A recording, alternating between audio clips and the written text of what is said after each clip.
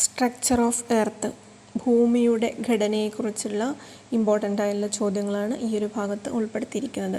അപ്പോൾ ഒന്നാമത്തെ ചോദ്യം എന്നുള്ളത് ഭൂവൽക്കത്തിലെ ഏറ്റവും പുറമേയുള്ള ആവരണം ഏതാണ് എന്നുള്ളതാണ്. ഭൂവൽക്കത്തിലെ ഏറ്റവും പുറമേയുള്ള ആവരണമാണ് സിയാൽ എന്ന് പറയുന്നത്. ഇത് HSA സോഷ്യൽ സയൻസ് 2016 ക്വസ്റ്റ്യൻസ് ആണ്. ഭൂവൽക്കത്തിലെ ഏറ്റവും പുറമേയുള്ള ആവരണമാണ് സിയാൽ എന്ന് പറയുന്നത്. അപ്പോൾ സിലിക്ക, അലൂമിന എന്നീ ധാതുക്കൾ അടങ്ങിയതിനാലാണ് ഈ വൻകരയെ ഭൂവൽക്കം എന്നറിയപ്പെടുന്നത്. സിയാൽ വൻകരയുടെ മുകൾ തട്ടാണ് സിയാൽ. സിലിക്ക, മഗ്നീഷ്യം എന്നീ ധാതുക്കൾ മുഖ്യമായും അടങ്ങിയിരിക്കുന്നതിനാൽ സമുദ്രതട ഭൂവൽക്കം എന്നും അറിയപ്പെടുന്നുണ്ട്. അപ്പോൾ സിയാലിന് തൊട്ട് താഴെ കാണപ്പെടുന്ന ഭാഗമാണ് സിമ എന്ന് പറയുന്നത്. ഭൂമിയുടെ ഏറ്റവും പുറമെയുള്ള പാളിയാണ് ഭൂവൽക്കം. ബാഹ്യ സിലിക്കേറ്റ് മണ്ഡലം എന്നറിയപ്പെടുന്നത് ഭൂവൽക്കം ആണ്. വൻകര ഭൂവൽക്കത്തിൻ്റെ കനം 30ഉം സമുദ്രതട ഭൂവൽക്കത്തിൻ്റെ കനം 5ഉം ആണ്. ഭൂകമ്പ സമയത്ത് സൃഷ്ടിക്കപ്പെടുന്ന തരംഗങ്ങളെ വിശകലനം ചെയ്തതിൻ്റെ അടിസ്ഥാനത്തിൽ ഭൂമിയെ വ്യത്യസ്ത പാളികളായാണ് തരംതിരിച്ചിരിക്കുന്നത്. അതിലൊന്ന് ഭൂവൽക്കം, 2 മാൻഡിൽ, 3 കാമ്പ്, കാമ്പിൽ 2 എണ്ണം, പുറക്കാമ്പ്, അകക്കാമ്പ്. ഇപ്പോൾ ഭൂവൽക്കം, മാൻഡിൽ, പുറക്കാമ്പ്, അകക്കാമ്പ് എന്നിങ്ങനെ ഇവയെ തരംതിരിക്കുന്നു. ഭൂമിയുടെ ഉള്ളിൽ നിന്ന് വമിക്കുന്ന വിഷവാതകങ്ങളിൽ നിന്നും രക്ഷ നേടാൻ ധരിക്കുന്ന ജീവൻ രക്ഷാ ഉപകരണമാണ് ഓക്സിബോക്സ് എന്ന് പറയുന്നത്. ഓക്സിബോക്സ്. അടുത്തത്, ധ്രുവപ്രദേശങ്ങളിൽ ഭൂകേന്ദ്രത്തോട് കൂടുതൽ അടുത്തതിനായതിനാൽ അവിടെ ഭൂഗുരുത്വം കൂടുതലും ഈ മധ്യരേഖാ പ്രദേശങ്ങളിൽ ഭൂഗുരുത്വം കുറവും ആണ്. വസ്തുക്കളുടെ പിണ്ഡത്തിൻ്റെ വ്യത്യാസവും ഭൂഗുരുത്വത്തിൻ്റെ വ്യത്യാസത്തിന് കാരണമാകുന്നുണ്ട്. അപ്പോൾ ഇങ്ങനെ വ്യത്യസ്ത കാരണങ്ങൾ ഉപരിതലത്തിൽ അനുഭവപ്പെടുന്ന ഭൂഗുരുത്വത്തിൻ്റെ അളവിൽ വ്യത്യാസം വരുന്നു. ഈ വ്യത്യാസത്തെയാണ് ഗ്രാവിറ്റി അനോമലി എന്ന് പറയുന്നത്. സിയാൽ എന്നത് വൻകര ഭാഗത്ത് കാണപ്പെടുന്നതിന് സിയാൽ എന്നാണ് പറയുന്നത്. സിമാമണ്ഡലം കാണപ്പെടുന്നത് കടൽത്തറ ഭാഗത്താണ്. കടൽത്തറ ഭാഗങ്ങളിൽ കാണപ്പെടുന്ന സിമാമണ്ഡലമാണ് സിമാമണ്ഡലം. സിയാലിനെയും സിമയെയും തമ്മിൽ വേർതിരിക്കുന്ന ഒരു സീസ്മിക ഡിസ്കണ്ടിന്യൂയിറ്റി, അതാണ് കോൺട്രാഡ് ഡിസ്കണ്ടിന്യൂയിറ്റി എന്നാണ് പറയുന്നത്. സിയാലിനെയും സിമയെയും വേർതിരിക്കുന്ന അതിനെയാണ് കോൺട്രാഡ് ഡിസ്കണ്ടിന്യൂയിറ്റി എന്നാണ് പറയുന്നത്. കോൺട്രാഡ് ഡിസ്കണ്ടിന്യൂയിറ്റി എന്ന് പറയുന്നു. സിയാൽ പാളികൾ താരതമ്യേന വിസ്കോസിറ്റി കൂടിയ സിമ പാളികളുടെ ഉപരിതലത്തിൽ പൊങ്ങിക്കിടക്കുകയും അതോടൊപ്പം പാർശ്വഭാഗങ്ങളിലേക്ക് തെന്നി നീങ്ങുകയും ചെയ്യുന്നു. സിയാൽ പാളിയുടെ പ്രത്യേകതകൾ: സിയാൽ പാളികൾ താരതമ്യേന വിസ്കോസിറ്റി കൂടിയ സിമ പാളികളുടെ ഉപരിതലത്തിൽ പൊങ്ങിക്കിടക്കുകയും പാർശ്വഭാഗങ്ങളിലേക്ക് തെന്നി നീങ്ങുകയും ചെയ്യുന്നു. ഭൂവൽക്ക ഭാഗത്തെ സിയാൽ എന്നും സിമ എന്നും രണ്ടായി തരംതിരിച്ചു. ഇത് ചെയ്തത് എഡ്വേർഡ് സുയേസ് ആണ് ഭൂവൽക്ക ഭാഗത്തെ സിയാൽ എന്നും സിമ എന്നും രണ്ടായി തരംതിരിച്ചത്.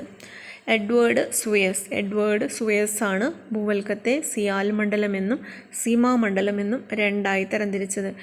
ഹിമാലയ പർവ്വത മേഖലകളിൽ ഇത് ഭൂവൽക്കത്തിൻ്റെ കനം എന്ന് പറയുന്നത് 70 കിലോമീറ്ററാണ്. വൻകരയേക്കാൾ സാന്ദ്രത കൂടുതലും കനം കുറവും കടൽത്തറയ്ക്കാണ്. മറ്റൊരു പോയിന്റ്, വൻകരയേക്കാൾ സാന്ദ്രത കൂടുതലും കനം കുറവും വരുന്നത് കടൽത്തറ ഭാഗത്തിനാണ്. രണ്ടാമത്തെ മണ്ഡലം മാൻഡിൽ ആണ്. ഒന്നാമത്തത് ഭൂവൽക്കം, രണ്ടാമത്തത് മാൻഡിൽ. അപ്പം ഭൂവൽക്കത്തിന് താഴെ കനം കൂടിയ മണ്ഡലം ആണ് മാൻഡിൽ എന്ന് പറയുന്നത്. മാൻഡിലിൻ്റെ ഊഷ്മാവ് 2200 ഡിഗ്രി സെൽഷ്യസ് ആണ്. മാൻഡിലിൻ്റെ ഊഷ്മാവ് 2200 ഡിഗ്രി സെൽഷ്യസ് ആണ്. മാൻഡിലിൻ്റെ 2 ഭാഗങ്ങളാണ്, ഉപരിമാൻഡിലും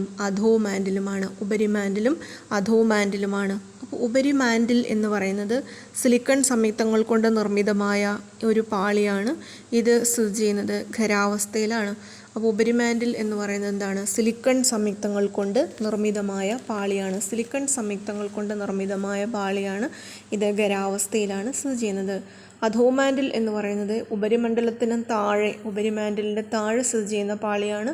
ഇത് അർദ്ധ ദ്രവാവസ്ഥയിലാണ്. അപ്പോൾ ആദ്യത്തെ ഉപരിമാൻഡിൽ എന്ന് പറയുന്നത് ഖരാവസ്ഥയിലാണ്, അധോമാൻഡിൽ എന്ന് പറയുന്നത് അർദ്ധ ദ്രവാവസ്ഥയിലുമാണ്. ഉപരിമാൻഡിൽ ഖരാവസ്ഥയിലും അധോമാൻഡിൽ അർദ്ധ ദ്രവാവസ്ഥയിലും സ്ഥിതി ചെയ്യുന്നു. അപ്പം ഭൂമിയുടെ മൊത്തം പിണ്ഡത്തിൻ്റെ 83% മൊത്തം ഭൂമിയുടെ മൊത്തം വ്യാപ്തത്തിൻ്റെ 83%, പിണ്ഡത്തിൻ്റെ 68% വരുന്നത് മാൻഡിലാണ്.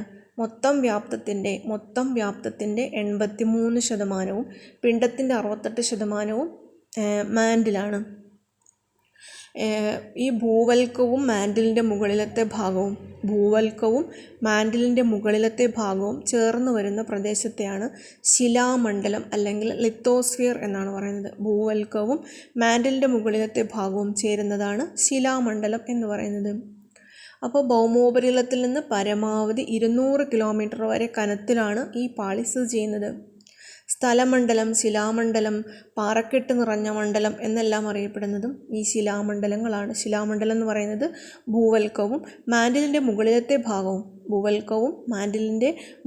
ഭാഗവും മാത്രം വരുന്ന ഭാഗമാണ് ശിലാമണ്ഡലം എന്നറിയപ്പെടുന്നത്.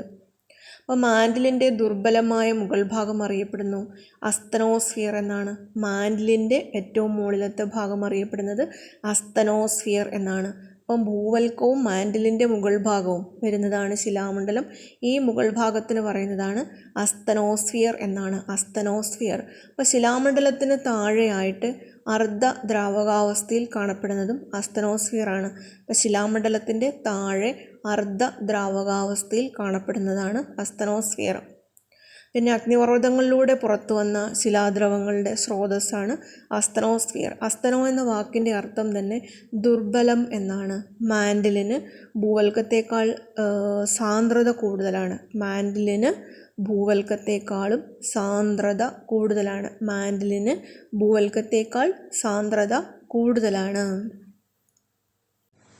അടുത്തത് കാമ്പ് 2 തരത്തിൽ പറഞ്ഞിരിക്കുന്നു. അകക്കാമ്പ് എന്നും പുറക്കാമ്പ് എന്നും. ഒന്നാമത്തത് ഭൂവൽക്കം, രണ്ടാമത്തത് മാൻഡിൽ, മൂന്നാമത്തത് കാമ്പ്, അകക്കാമ്പ്, പുറക്കാമ്പ് എന്നിങ്ങനെ തരംതിരിക്കുന്നു. മാൻഡിലിൻ്റെ താഴെ കാണപ്പെടുന്ന ഒരു മണ്ഡലമാണ് കാമ്പ് എന്ന് പറയുന്നത്. ഭൂമിയുടെ കേന്ദ്രഭാഗമാണ് കാമ്പ്. അപ്പോൾ കാമ്പിൻ്റെ 2 ഭാഗമാണ് പുറക്കാമ്പ് അല്ലെങ്കിൽ ഔട്ടർ കോർ, അകക്കാമ്പ് അല്ലെങ്കിൽ ഇന്നർ കോർ എന്നറിയപ്പെടുന്നു. ഭൗമോപരിതലത്തിൽ ഏറ്റവും കൂടുതലുള്ള മൂലകം ഓക്സിജൻ, ഭൗമോപരിതലത്തിൽ ഏറ്റവും കൂടുതലുള്ള രണ്ടാമത്തെ മൂലകം സിലിക്കൺ, ഭൗമോപരിതലത്തിൽ ഏറ്റവും കൂടുതലുള്ള ലോഹം അലൂമിനിയം, ഭൂമിയുടെ പിണ്ഡത്തിൻ്റെ ഏറ്റവും കൂടുതൽ വരുന്ന ലോഹം ഇരുമ്പാണ്. പിണ്ഡത്തിൻ്റെ ഏറ്റവും കൂടുതൽ വരുന്ന ലോഹം എന്ന് പറയുന്നത് ഇരുമ്പാണ്.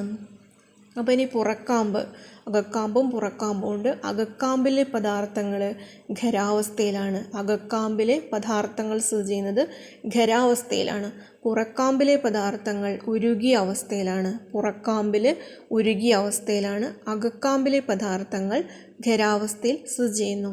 ഈ അകക്കാമ്പ് ഖരാവസ്ഥയിലാവാനുള്ള കാരണം ഭൂമിയുടെ കേന്ദ്രഭാഗത്ത് അനുഭവപ്പെടുന്ന ഉയർന്ന മർദ്ദമാണ്. ഇത് അകക്കാമ്പ് ഖരാവസ്ഥയിലും പുറക്കാമ്പ് ഉരുകിയ അവസ്ഥയിലുമാണ്. അപ്പോൾ അകക്കാമ്പ് ഖരാവസ്ഥയിലാവാനുള്ള കാരണം ഭൂമിയുടെ കേന്ദ്രഭാഗത്ത് അനുഭവപ്പെടുന്ന ഉയർന്ന മർദ്ദം ആണ്. ഭൂമിയുടെ പിണ്ഡത്തിൻ്റെ എത്ര ശതമാനം അകക്കാമ്പ് വരുന്നുണ്ട്? 34%. അകക്കാമ്പിൻ്റെ ഏകദേശ ഊഷ്മാവ് 2600 ഡിഗ്രി സെൽഷ്യസ്. അകക്കാമ്പ് നിർമ്മിച്ചിരിക്കുന്നത് നിക്കലും ഇരുമ്പും കൊണ്ടാണ്. ഇനി പൈറോസ്ഫിയർ എന്നറിയപ്പെടുന്നത് മാൻഡിലും ബാരിസ്ഫിയർ എന്നറിയപ്പെടുന്നത് കാമ്പും ആണ്. പൈറോസ്ഫിയർ എന്നറിയപ്പെടുന്നത് മാൻഡിലാണ്, ബാരിസ്ഫിയർ എന്നറിയപ്പെടുന്നത് കാമ്പും ആണ്.